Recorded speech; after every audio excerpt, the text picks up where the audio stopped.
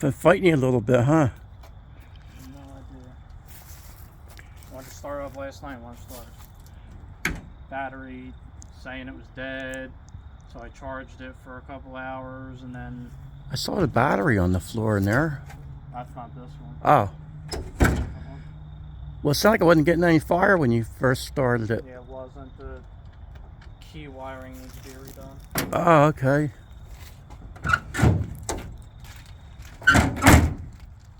I saw a guy on YouTube the other day. He was trying to start his car, and I said it's not getting fire. And they found out that they had it unhooked, the distributor.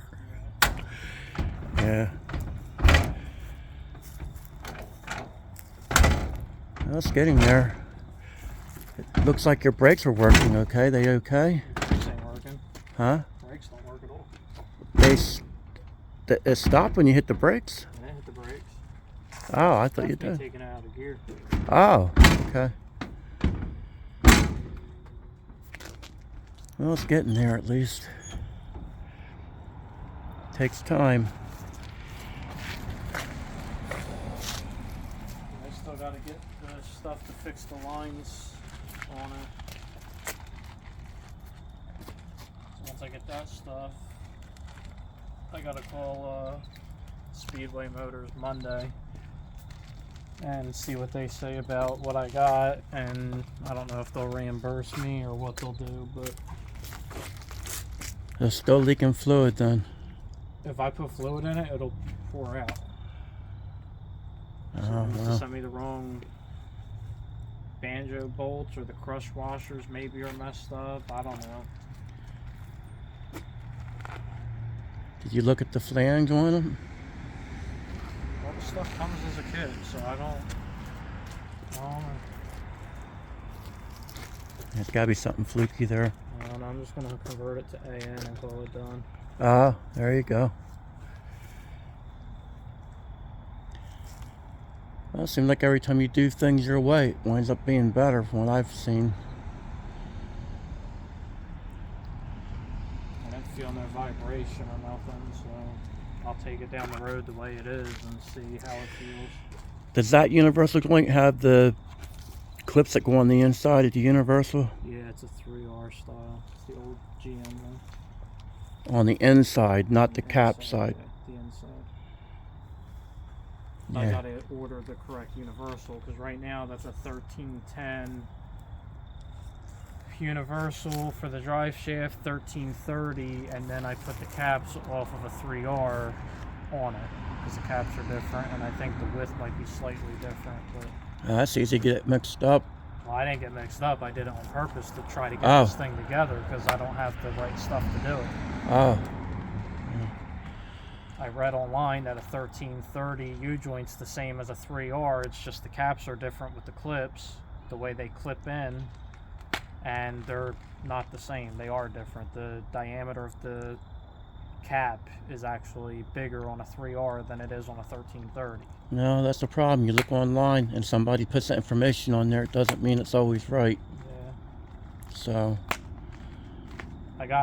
I just wanted to see if it would go down the road. That's all I was trying to do, was take it up and back, make sure it was kosher before I did anything stupid with it. yeah, I was just talking to my friend. We're worried about that rear with that pin. Yeah, so am I. However long it lasts, it lasts. It could last one pass, it could last 50. Well, the problem is, that's always something that's not. As long as it don't break the housing, if it just breaks the girdle and I lost my the train mini of thought. spool, I'm not worried about it. Yeah, but still, that's a shock on everything when them rears break like Yeah, that. no, That's as the long as it bad doesn't part. take anything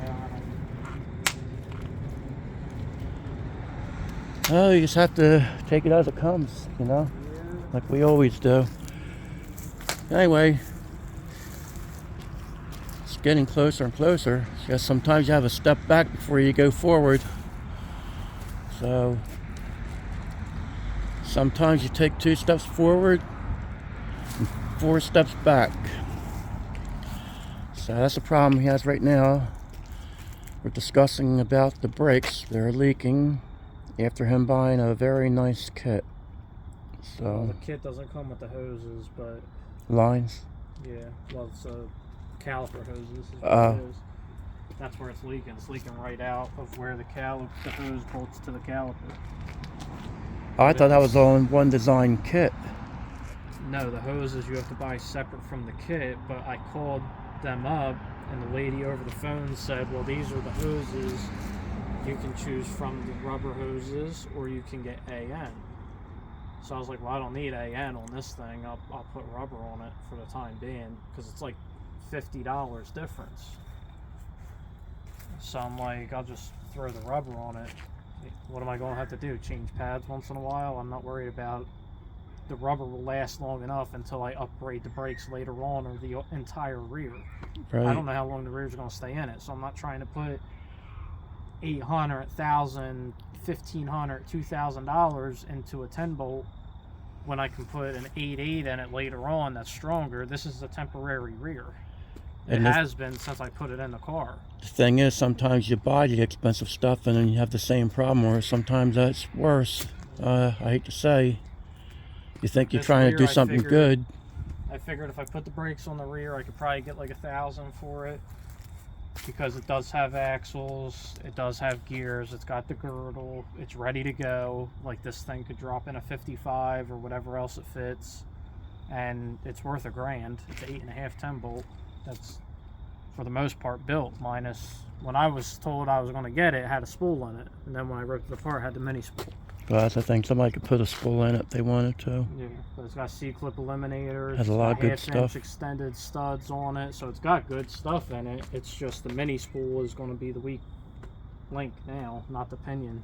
I was worried about stripping the pinion, but now I got to worry about the mini spool. So this was just a temporary deal. I figured I would get this, put the brakes on it, eventually sell it for, like I said, $1,000, and then put an 8.8 in this out of an Explorer, and nice brakes, spool, axles.